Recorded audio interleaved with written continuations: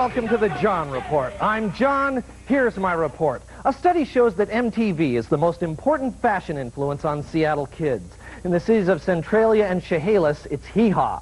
Boeing says that at last count, they now have a total of 15,284 engineers. A Boeing spokesperson figured that if you laid all of their engineers end to end, they'd still be really pretty geeky looking. The minister of the Ultimate Life Church in Seattle has asked a judge to dismiss charges that the church is just a front for prostitution. He says that some patrons are just too literal in their interpretation of the church motto, which is hot sex $50.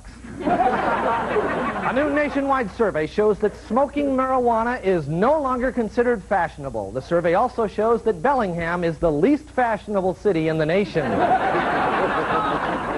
For the last fiscal year, Costco's profits rose 72%. Analysts say that half of that profit came from selling one giant tub of salsa. An investigation has shown that over 10% of Seattle school bus drivers have a history of bad driving or criminal activity.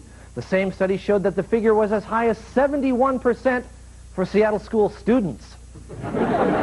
Mr. Blackwell was in Seattle this week to promote his new book about the worst fashion fiascos of the past 30 years. After landing at Seatac and driving through Tukwila, Mr. Blackwell announced that he'll be rushing a revised edition into print. Representatives from Isreal and Paletines met this week to try to settle their differences. The one thing they finally agreed on is that Seattle Times music critic MacDonald just doesn't have a clue.